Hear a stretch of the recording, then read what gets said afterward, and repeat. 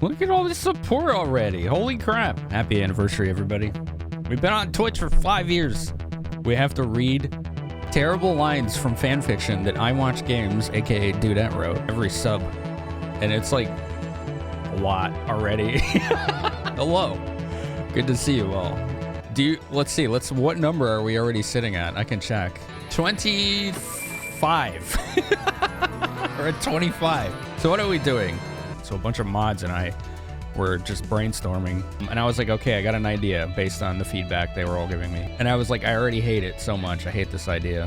Chat's gonna love it. It was a fun brainstorm session. So we're gonna have a living document where Sky So Fly, who has generously offered his time, thank you, Sky, to update the document every time I read a line up to the amount of subs we have.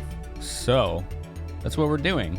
I Watch Games wrote the fan fiction. I can tell you it's probably going to be full of memes, channel jokes, community jokes, and a lot of uncomfortable insinuations and awkwardness.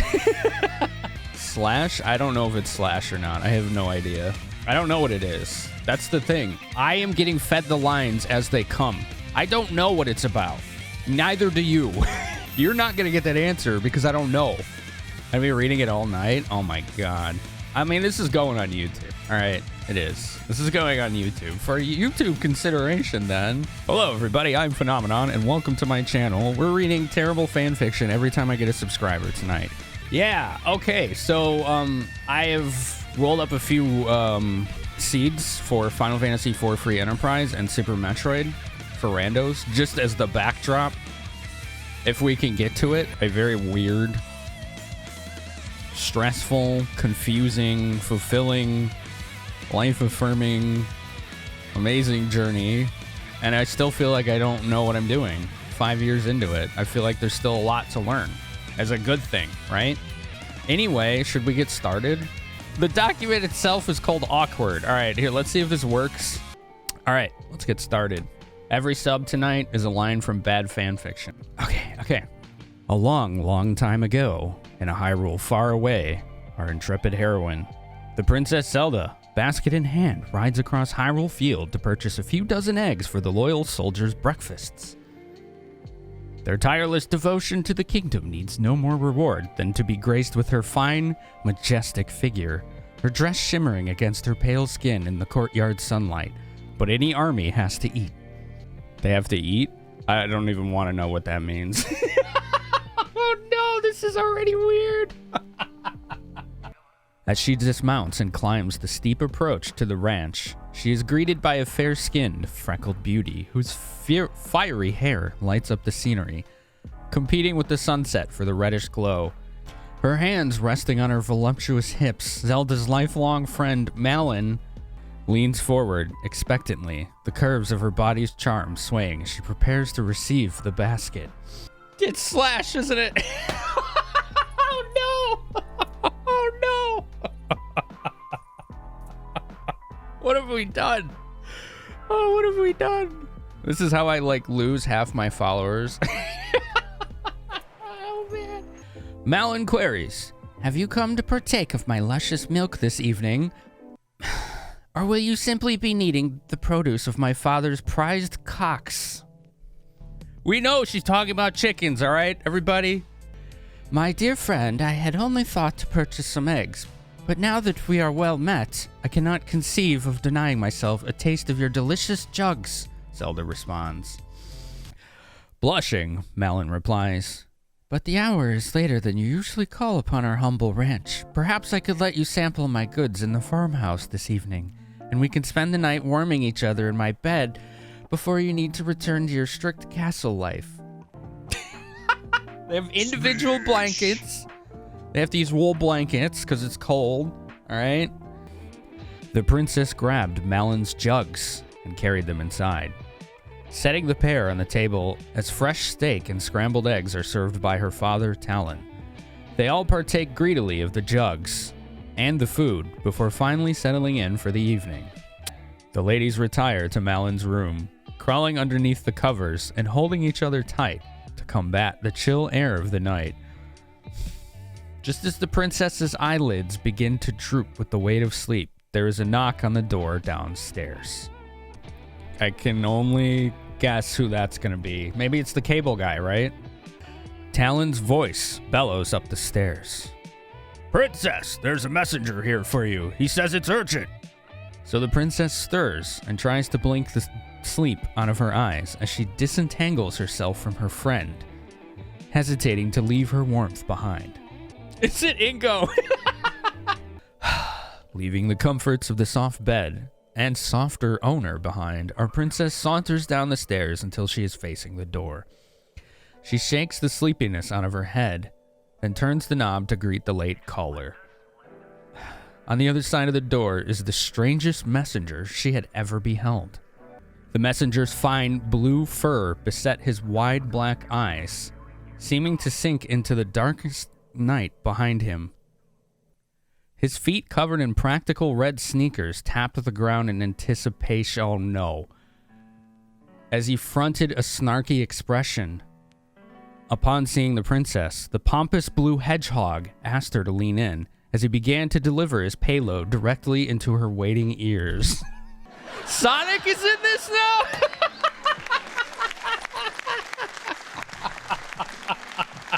I'm here to start my audiobook career, and much like anything else Becky does, I'm absolutely perfect at it the first time, every time. So, without further ado, here is Becky. Anyway, princess, listen up. I'm Sonic. I'm the king your father sent me to wake your butt up. Grab your friend's jugs and roll out of here as fast as we can before something dire reaches this ranch. So pack up your goodies and say goodbye because we're running starting yesterday.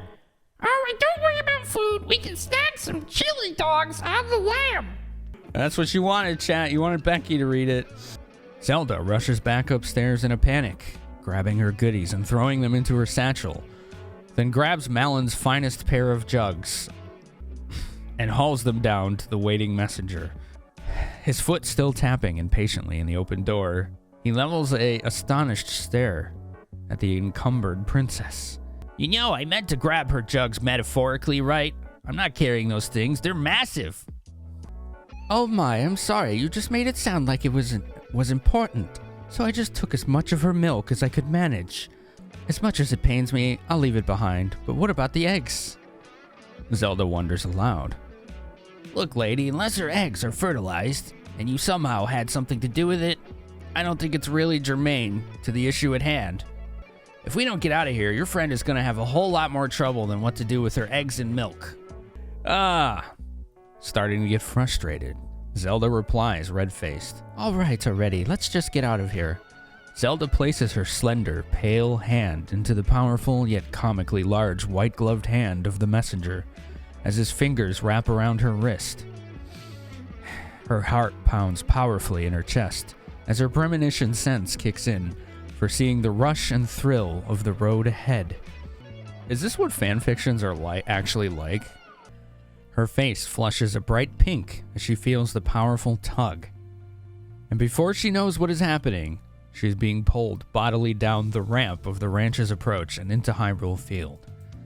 Her frail body waves like a flag in the wake of the incredible speed of the messenger's conveyance, feeling helpless in his strong and capable grasp. We're only 15 lines in, and already we got Malon's huge jugs, her eggs and milk, Sonic's strong and capable grasp. I've streamed on Twitch 5 years, and what better way to celebrate that occasion than by destroying my channel? Alongside the speeding pair, a running horse tries desperately to match their pace. The horse is familiar to the princess, an absolute beauty of a chestnut mare named Epona. Unfortunately, however, atop said beauty sat the hindquarters of the most obnoxious man in her entire kingdom. Excuse me, princess, the annoying voice vies for her attention. For the love of the goddesses, keep running, Zelda shrieks to Sonic as they charge off towards the dry red sands of the desert canyon. Picking up speed, they leave the horsemen clothed in green behind and charge towards the canyon bridge. In the distance behind them, they can hear in an ungodly loud and obnoxious voice. I can see your panties, princess. Her face flushes in shame as she realizes that half the kingdom probably heard that stout declaration. But she has no time to think about it as they approach the bridge, now broken. So Link is I guess an incel in this story. Well, you know what? Fair enough. Sonic doesn't slow down in the least, charging full speed towards the bridge, until something seemingly impossible happens. As they reach the ledge, the freakishly fast rodent, his luxurious, fluffy blue hair, terminating in several sharp-looking spike shapes down his spine, simply starts to run straight down the wall, as if it were nothing unusual. How manly this being looked, as he charged straight towards the waiting river, only to touch a golden post fixed with an odd, spinning blue ball that turned red at their passage. Checkpoint! The messenger leaped off of the wall immediately after passing the strange post, and a massive golden ring filled the gap between the travelers and the canyon bottom. As they passed through it, the ring seemed to swallow them whole. With a vague sense of disorientation, the princess's senses went dark for a few moments, only to have a flood of upsettingly vibrant colors assault her eyes mere moments later.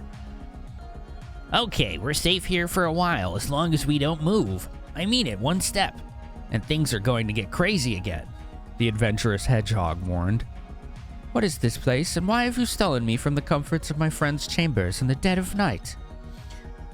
Okay, look, lady, I can only answer one thing at a time, so I'll answer your second question first. I robbed your company of her evening's delights because a dangerous rift is torn between various dimensions. Hold your surprise, for I am one such being that has fallen through these rifts, meant to ensnare the most dangerous and powerful residents of each realm and sift them towards a single unknown destination. Luckily, I was able to find a loophole that allows me to travel against the flow of the rifts and travel to various realms as they are being targeted in order to safeguard the intended victims. So, why do you think I was going to be targeted? The princess queried. Alright, look. There are only 3 people in your world that seem to have any claim to mystical power. One is trapped in some kind of eternal prison, and 6 seconds of attempted intelligent conversation automatically disqualifies another as worth saving. So that just left the skinny, pale, busty broad wearing a crown. You weren't exactly hard to track down, given the jackass in green's description.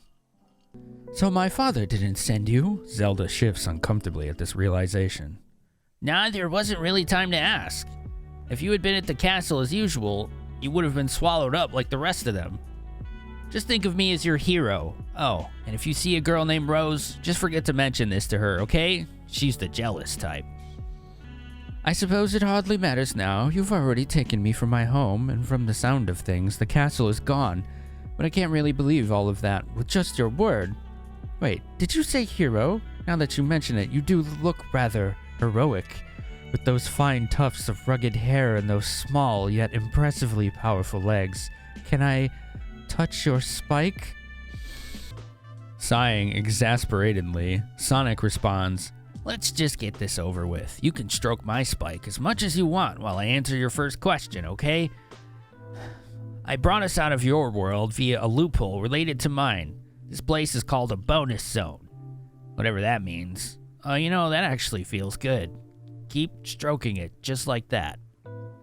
It's his spikes, it's his hair, alright? It's his hair. Coughing uncomfortably, he continues. So, whenever I collect enough of whatever monetary unit passes in your world, I can advance into a bonus zone. I thought this would only work for rings from my own world, but it turns out that gil, rupees, whatever is good enough, if I get enough. Not sure why those posts show up, but oh man, keep going. I'm getting all tingly and I feel my spikes stiffening up. Ew! Ew! I hate it! Yes, that's right. The true narrator is here. The real talent of the stream. Yeah, right. Bonus zone. We went through that giant fucking ring and... So I'm a little distracted, but... Right, so I can kind of control where we go when I leave this place. That's the gist of it. I gotta explain the rules of this place, though. I've got blue balls. The zone has blue balls and red balls. My balls turn red when you touch them, which is good. But don't touch them when they're already red, okay? I think I explained that okay? My head's a little fuzzy, and I have the sudden need to explode out of here. Hold on, I don't think I can hold it any longer. Thank you. That was a live look at career suicide. Sonic crouches and somehow manages to maintain his grip on the princess as his entire body seems to spin in place. It's surreal as the princess watches his rippling muscles and possibly pulsing along his back when suddenly they shoot off at greater speeds than ever before. Oh my, what an impressive explosion, Sonic. I've never seen a man let loose so much before. My father would be very impressed with your heroic assets, I think. Your speed beggars the fastest steeds in all of our lands.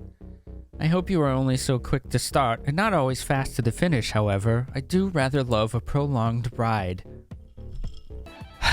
The princess reaches out and strokes the blue balls as they proceed at a frantic pace, running forward, bouncing back, and grinding occasionally from side to side.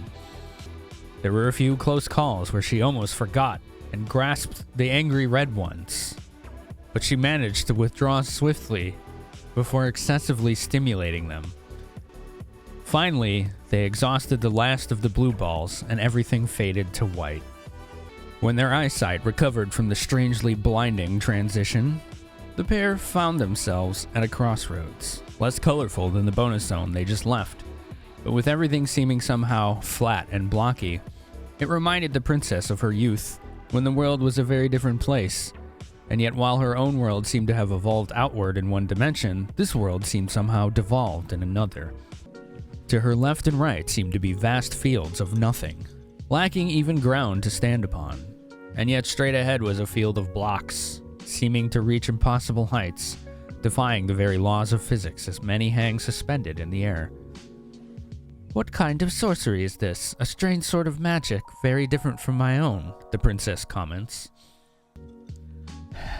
A signpost rests directly in front of them, with blocky and unreadable characters that look like little more than dots. But when she reaches towards the sign, her mind floods with the words, "Touch this sign for the road to Kaizo Land, or head straight towards the Mushroom Kingdom."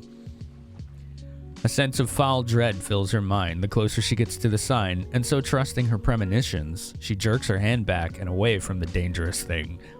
Let's just keep going this way. I have a bad feeling about the alternative. Zelda shivers as she explains the situation to her stalwart blue companion, whose fur seems to have somewhat darkened in the stark lighting of this new and fantastical realm. Sure thing, lady. Say, you did some fine work with clearing those balls. All I had to do was keep going, and you took care of everything else. Sure took a major load off of me. What say we figure out who we're saving and get out of here before I start feeling too out of place, huh? The pair traveled slowly and carefully, finding they could easily jump in this world, reaching higher platforms with ease. They had no need to worry about if the strange blocks could hold their weight, as there appeared to be a strange distortion of gravity at play, such that it only affected the travelers themselves and the contents of the strange boxes that nearly required concussions to open. Occasionally, they would come across a grumpy-looking fellow, kind of short and squat, eyebrows knit in concentration, despite seeming to be entirely unaware of anything going on around them. But any attempts at communication were ignored. The two were horrified to note that one even plunged confidently off the precipice of a cliff that appeared to have no end whatsoever, presumably to the creature's death or eternal falling torment.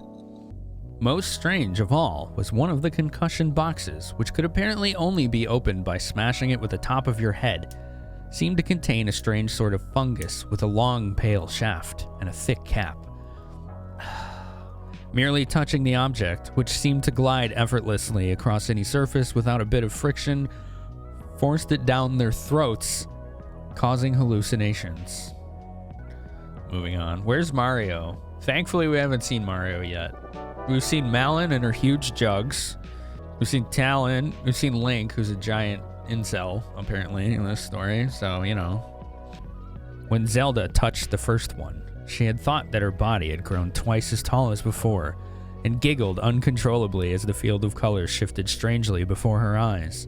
Oranges turned red, blues turned brighter, and browns became purples as she felt totally invincible. One of the natives must have noticed, though, as he bumped her and swiftly brought her back to reality, and then somehow seemed to completely forget about her existence again and lunged straight off a cliff. She felt a little guilty about the fate of her rescuer, having no idea what may have become of her had she continued in her altered state, but before she could think deeply about it, they reached the flag. There was no room to walk around the pole, oddly, so the only option was for the princess to grasp the hard, thick, shiny pole in both hands as she held her hips tight against the shaft. She spun her weight around and dismounted on the other side as the flag slid all the way down to touch the ground. Sonic, inexplicably feeling the need to show off, ran up the wall opposite the pole and then charged up his spin dash as the flag raised back to the top. He then thrust his body across the gap to firmly grasp the very tip of the erected pole, holding its tip in his hands, and then polished the knob deftly with his nimble fingers before riding the falling flag back down the opposite side. Clapping excitedly for this impressive display of shaft working, the princess grabs his hand and leads him to what appears to be the doorway of a small fortress. The two enter the darkened foyer together, but they can see nothing at all inside. Sonic starts grasping around blindly for anything that might aid with their vision and manages to find something soft and pliable straight ahead. He tries squeezing the strange object in his hands, hoping for some light, but instead it only elicits a shriek of surprise from Zelda. God damn it. Let's just get out of here. I can't see a thing, and I don't think we've even left the entryway. I saw some big pipes outside. It might lead somewhere we can get more of those coin things so we can blow this joint. Wait, why do I hear fireworks outside? Maybe we set off an alarm. Let's go quickly. Okay. 3 days later. Okay, we've been down here in this stinking sewer forever. We've grabbed tons of these coin things, so why can't we get out of here? I hate to say it, but maybe it's not the coins we need to leave. Well, what else is there in this place? Wait, you can't mean... No way, never again. Yep, we gotta eat the mushrooms. You just gotta keep an eye out and point them out, and I'll grab them, okay? After what happened to you, though, just try to do your best to keep me on track once we get started. Peering down into a pit, the princess spies the caps of several bulbous growths peeking out of the darkness. It looks like there are plenty down there, but there's no way to tell how far down that goes. Alright, lady, did you forget I can run on walls or something? I'll just take a quick jog down this side, and then back up the other. Easy peasy, lemon squeezy. It ain't chili dogs, but it ain't rocket science either. The rustling fur vanishes from Zelda's sight, down into the darkness, even as several mushrooms shoot directly into the increasingly wobbling hedgehog's gaping oral orifice. She totally loses track of him for a moment, until running back up the other side, she sees his familiar, yet somehow purple hair and bleeding pupils rising up the wall at a surreally slow pace. Hopping over to the other side of the pit in case she needs to help him up, the princess crouches down and extends her hand, reaching for her companion, but his eyes seem to look straight through her off into the infinite distance. He slowly charges up and over the edge of the cliff, plowing straight into the princess, his breath heaving heavily as he tackles and holds her pinned to the ground. Zelda looks up longingly into his wild eyes, her chest heaving visibly beneath his weight. Sonic languidly reaches down between her legs and presses himself into a crouch, then gets a wild case of the zoomies, running slowly yet fervently in every direction, up and down the walls and across the ceiling. The princess sighs with more than one kind of frustration as she brings herself to her feet. Come on, Sonic, we have to get out of here. How many of those things did you touch down there anyway? He stops uncomfortably close to her face, panting wildly as he replies. Over 200. Over 200! Do you understand? I can see the barriers, all of them. Come now, pulsing, pink, squiggly friend. Hold my hand. We fly beyond the bounds and into infinity. Sonic shoves his head down between Zelda's legs and lifts his suddenly enormous body up, with her riding bareback astride his spikes. Zelda gasps as her sudden impromptu mount charges forward toward what looks like the exit pipe. But at the last moment, her ride suddenly lunges up over the top of the pipe entrance and deforms into a spectral mass. Zelda's body slams hard into the solid wall as she falls backwards, unconscious, to the ground. Not even noticing, the deformed Sonic continues sliding through the wall and out the other side, its weird form then oozing down the pipe on just the other side, labeled with a -1 floating conspicuously above it. Did he just go in the minus world? He's doing speedrun glitches right now. Sonic wakes up, his chest heaving, strapped down to some sort of plank with restraints. The smell of blood mixed with something sour in the air. Nothing around him looks right, as if it's merely a facsimile of the dimensions of his own world. He struggles mightily against his restraints, but quickly realizes that he has been rendered helpless in this dark basement. He finds himself strangely excited by this realization, as he thinks back to similar experiences he once shared with his dear Rose. He tries to calm down as he feels his spikes stiffening. But it becomes more difficult when he realizes that he's sharing the room with 3 gorgeous ladies. The one with dark brown hair terminating in something akin to a dolphin tail at the small of her back approaches. Her impressive chest hovering mere inches from his face, barely constrained within the fabric of her beautiful sapphire dress. It's Don Corneo's mansion in Final Fantasy VII. All right, who are you? And what's the big idea busting into this place all of a sudden? You might have ruined everything. Okay, there we go. Perfect. Nailed it. 100% Tifa voice. The gorgeous and well-muscled woman asks him, It's bad enough that these two are involved now, but then some crazy monster falls through the ceiling and then just passes out right before our eyes. Why am I laying in a pool of blood, and why am I tied up? Sonic asks. Oh, so it can talk. It seems. Half an hour ago, you flew from nowhere and crash-landed into my friend Eris over there. You must have broken your nose or something, because as soon as your face hit her chest, it wouldn't stop bleeding. We had to tie you up in case you were dangerous. Just keep quiet a moment, okay? The Don will see you ladies shortly, a man says with a snickering laugh from the top of the stairs. As the door slams shut again, Sonic looks around at the other 2 women. One brunette in a stunningly red dress fixed with a green jewel, desperately trying to clean what he assumed was his blood from her modest cleavage, and the other a blonde in a soft and shimmering blue silk dress. Something about her glowing blue eyes catches Sonic's attention, and he knows that this lady, with her sexy cologne and stunning diamond tiara, is special. Back to Sonic, who's restrained, his heart pounding. The pitifully restrained hedgehog pours out his heart, giving the beauteous lady his entire tale, finally breaking down into tears as he recounts losing his charge, the Princess Zelda, due to his drug-induced stupor in the prior world. As he cries out the very last of his tears, they crystallize into a strange glowing sphere. What? As the final tear falls, Sonic's body vanishes from sight, leaving his legacy behind only in the story passed on to his newest acquaintance, and in the memory of the lovely princess that he accidentally abandoned in a drug-induced stupor. His last thoughts are of chili cheese dogs and his beloved Rose, but mostly of the satisfying feeling of that hot, greasy meat sliding down his throat. It's a chili dog! Don't get any ideas. He's talking about a chili dog.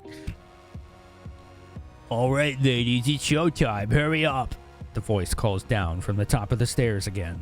The blue-eyed maiden grasping the strange gem left behind. The 3 ladies swing their hips seductively as they climb up the long staircase, eliciting a blush from the well-dressed and dangerous-looking man waiting for them above. He leans forward with his hands in front of him between his legs as he escorts them. Hey, Cloud, which one of us do you think he will pick? The busty woman in the blue dress asks as they approach the large door of the Don's waiting room. I'm pretty confident this time, She responds, an oddly lonely glimmer in her eyes. Little did her companions realize it, but this was hardly the first time Cloud had seen this scene, and she knew exactly what to expect from the evening's sport. Aside from that odd interruption from that monster in the dungeon, she had experienced everything before, just as the same as it always was. Try as she might, she could never affect any real change in the fate of her world. For 24 years now, she had been stuck in a strange time loop, reliving the moments from her first mission with a terrorist organization known as Avalanche, all the way up to the moment she plunged her long, hard steel into the unprotected body of her mortal enemy, only to have everything start over again. Cloud knew she would be selected this evening. After so much practice, she knew every single button to push to keep the Don's eyes on her, keeping her friends away from danger. Over the past year or so, however, she felt something fundamental start to shift in her world, as if it was somehow decaying. That monster earlier was the most recent sign, and one thing major had changed for sure. This was the first time she had ever seen this odd materia. Adjusting her bust to accommodate showing just the slightest bit more flesh, she stood confident and ready to face this man one more time and twist his desires to her will. Zelda is stuck in a sewer somewhere. Link's an incel. Sonic turned into materia. And now we're in Don Corneo's mansion from Final Fantasy VII. The giant doors swing open, and the three ladies file inside. Within is a pig of a man, leering half slack-jawed at the arrays of beauty set before him. An unusually fine gallery of selections to follow him to his bedchamber this evening. He approaches each woman in turn, examining their bodies inappropriately closely. Cloud smirks with confidence, proudly and confidently bending over in her loose-fitting dress, providing an enticing sneak peek at the gentle curve of her charms.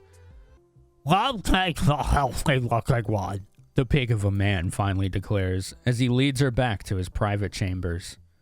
Reaching his bedside, the Don lays back confidently, ready for his nightly service to begin. Cloud slowly lifts up the side of her dress, exposing her soft, shapely, pale thighs inch by inch, until an odd glimmer of metal can be seen. Reaching behind her back, having never even questioned how such a thing might even be possible, she draws out a sword that is as long as she is tall and very hefty. She easily wields the weapon, which should be far too heavy for any normal person to even lift off the ground, as she deftly slots the new materia in near the base of its blade. She then points the tip of her massive weapon down at the throat of the prone pig. He squeals in surprise as he is simultaneously distressed over the imminent danger to his life and aroused by the combination of her lovely exposed thigh and her powerful presence, dominating him completely. This is getting extra weird. As a man of power and influence, he finds himself inexorably attracted to such displays of confidence.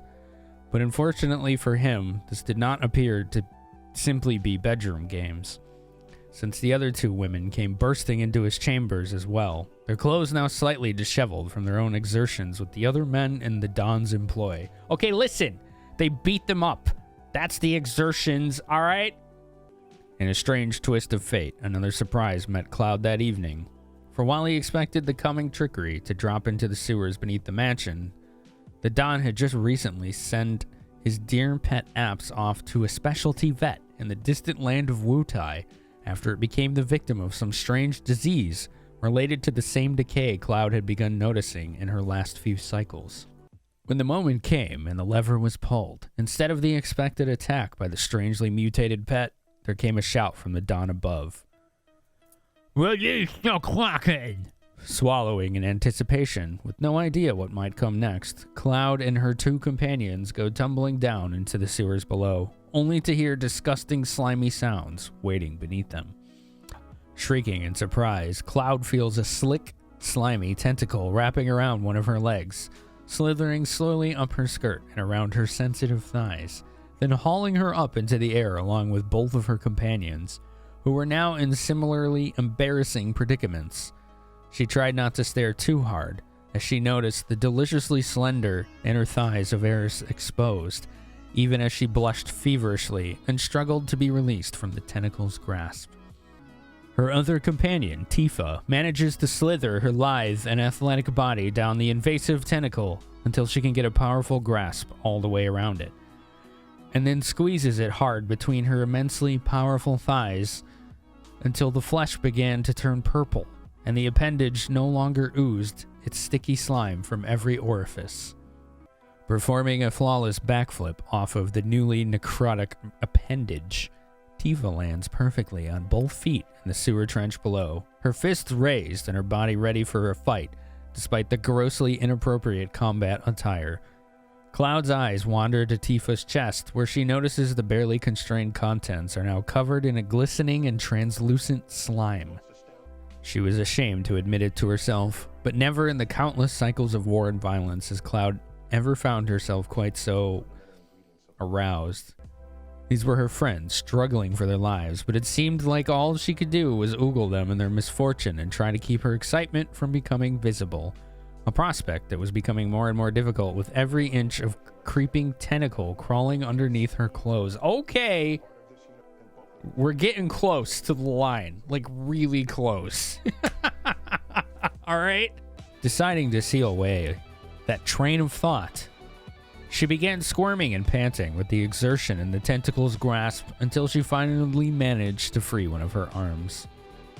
As Tifa charged for a roundhouse kick to the creature's enormous beak, Cloud reached around behind her back and made her sword materialize from whatever mysterious place she had stashed it as they fell.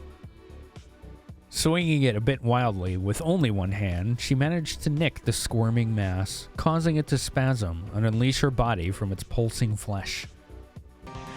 Falling and landing prone in the sewer, Cloud tried to fix her partly shredded dress, now barely able to hide the sexy lingerie beneath its tatters. There you go. Struggling to her feet, she rocked a bit with disorientation before finally fixing her gaze upon her opponent and the dangling body of Eris, too busy trying to hold on to her modesty to fight against her captor. Suddenly, a pair of crossbow bolts hit the Kraken squarely in one of its giant eyes. "Ha!" exclaimed a young woman wearing a green tunic who had suddenly appeared in the sewer behind Cloud and her crew. Reloading, she leveled her twin crossbows once more at the monstrous being and managed to inflict a series of devastating critical hits, all while deftly dodging the flailing tentacles. A golden compass sways from her chest as she lands bolt after bolt into the creature's eyes, showing no mercy as she turns the glossy surfaces into pincushions. Once she gets over the shock of this unexpected intrusion, Cloud manages to steel herself, holding her hard, long steel steadily in both hands, charging forth and sinking her weapon deep inside the soft flesh of the creature's limb, forcing it to finally release the last of her companions. Rising quickly to her feet, Eris smooths the hem of her own dress, then reaches behind her back and pulls out her sturdy staff, brandishing it confidently, only to start channeling energy through it, then aiming it at each of her companions and herself in turn as it shoots spurts of bright, hot light, spreading onto each member of the party, recovering their injuries in mere moments. As she is surrounded by a strange pulsing orange light, Cloud raises the shining tip of her incredible sword in a reverse grip to point directly at the foe's pincushion of an eye, then charges directly ahead, skewering the already weakened creature before crouching and then leaping to an incredible height, driving the sharp edge of her blade up through its brain and out the top of its bulbous head. As the Kraken lay there bleeding out and dying, the young stranger cleared her throat loudly to get their attention. Excuse me, but I'm looking for Hyrule Castle. Can I reach it through the sewer? The three women's eyes bulged in bewilderment, wondering what this odd traveler might even be talking about. No, I don't believe I've ever heard of this Hyrule, nor any castles for a long, long time now, Tifo replied. Up through these passages, there should be a hatch leading to an old train graveyard in Sector 7, though. Maybe you can ask around back at my bar? The strange girl perked up in response. Oh, I came in through this shortcut. Should take us out here much faster. She gestures to a hole in the wall leading out to a cave. This is new. All of this is new, Cloud thought to herself. Excited to see something truly different beyond just the minor whims of fate for the first time in over 2 decades. She silences the objections of her companions and agrees to follow the girl through the tunnel. Unfortunately, they found themselves traveling this way for many hours, wondering just how far they were going and how anyone could describe this as a shortcut. Yeah, that checks out. That's Linkle. When the weary travelers finally started climbing back upwards in the tunnel, they saw something they hadn't expected to see at all. Sunlight greeted them at the end of the path. They definitely weren't still in Midgar anymore, lacking the obvious giant metal disc overhead. Just how far had they traveled? The idyllic sounds of the planet greeted them as they climbed up and onto vast green fields. To the south, a swamp, but just to their east, some kind of house and a barn. As they had become exhausted from their journey, they collectively decided to seek out shelter for the night before deciding what to do next. After a little while, they finally reached the farmhouse and knocked on the door. Howdy, travelers. Afraid I'm fresh out of lodgings for the evening, but I'd be more than happy to sell you this totally unique, one-of-a-kind materia to help you get right back home again. This here is a chocobo lure. Just this one here, not any of those other purple materia sitting in that huge barrel. Just ignore those. The rare nature of this materia means it's mighty valuable. With one of these and some of my high-quality premium Gasol greens, you can catch your very own chocobos. Apparently we're at Billy Chocobo now. Cloud turns on her emo face to maximum and gives the snake oil merchant a level look before drawing her sword lazily, practically oozing with intimidation. He broke out into a cold sweat at the sight of the oversized seal and replied, "Or I guess you folks can just borrow some of our birds' stables for your charge, since you look a bit dirty and down on your luck and all." Cloud put her sword away and thought this sounded like a fine idea. So the 4 went out to the barn to collect their steeds. The young traveler watched as 2 of the ladies simply went to the first 2 stalls and prepared to mount the birds within. But not Cloud. It seemed she was a bit more selective in her choices. Oh no, I think I know where this is going. Oh, you gotta be kidding me. She browsed the chocobo stable, observing each individual carefully, closely, when suddenly from across the building she heard a seductive squawk. She frantically looked around the stable. Again, squawk, squawk. This time lingering as if to call her. Cloud finally reached the last stall. She opened it to see a fine, thick, majestic chocobo. This, it appeared, would be the one for her. After the strange yet amusing spectacle, the last of the group hopped onto her bird and led the way. Absolutely certain that south was the way to go, completely forgetting that her new companions might have had destinations of their own in mind. She raised a fist of victory into the air as she peeled out of the barn at top speed, missing the strange spectacle of Cloud caressing her regal mount lovingly as she whispered sweet nothings into the side of its head. Unsure why they were doing so, but carried on by the momentum, the 3 followed the girl into the swamp, until she stopped to consult her compass and start cross-referencing her map.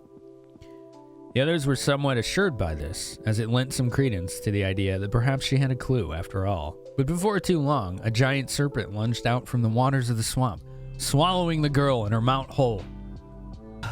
The other 3 birds threw off their riders immediately, forcing the ladies to scramble to their feet in the muddy, thick waters. The slimy ooze covering their skin, making their bodies shimmering in the distant sunlight as they spit globs of viscous fluids out from beneath their pouty lips.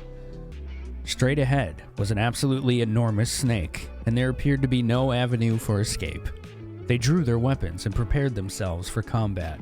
As they did, some strange kind of music wafted eerily into the air, both present and yet somehow unobserved by the combatants.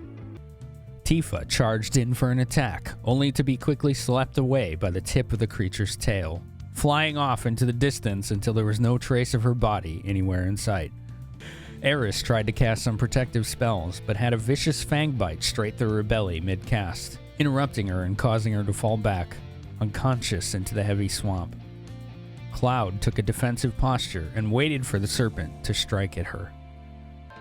Tifa caught the yeet, Eris took a one-hit KO, yeah. Yep. As the lunge came, Cloud tried to dodge out of the way, only to find that the fiend was far too fast for her. She quickly found herself staring out from the wrong side of the creature's teeth, tears welling up at the familiar and yet alien sight of Eris's body slowly sinking down into the water and out of sight. Powerful muscles in the creature's throat tried to grasp onto Cloud's legs and pull her in deeper, but she held firmly onto one fang, even as it dripped with the blood of her friend. Is this how the loop will end? Or was this just a sick twist and everything would play out exactly as before? One hand slips off of the fang, and her leg drops just enough to get caught in the powerful neck muscles of the creature. She felt herself getting dragged deeper and deeper inside, inch by inch, until she fails to grab hold of the fang again. In a final gambit to survive, Cloud puts her arm behind her back and draws forth her sword, unsure of how she even still had it, and slashes furiously at the inside of the serpent's mouth single-handedly. Managing to only create some minor gashes in the reptilian flesh, she reached back in her mind to call upon the forces of magic at her disposal. Something was odd, though.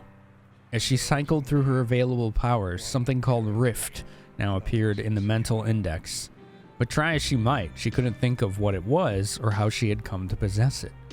As her other hand finally slips from the tip of the fang, she activates Rift, and her sword cleaves a sleeve of light into the space her body disappeared into as she was swallowed whole. Her eyes opened to complete darkness. Her head was pounding and every muscle in her body ached. With considerable effort, she manages to roll halfway onto her side, coughing up acid and bile as nausea catches up to her. With that small movement, lights began to illuminate her surroundings. Only a little at first, but after a few brief moments, the metallic surroundings were brightly lit. It felt like one of the junk cottages back in Sector 7, steel bolted to steel, except that everything was too clean and there seemed to be some sort of round portal that served as an exit, rather than the ratty curtains of the slum's dwellers.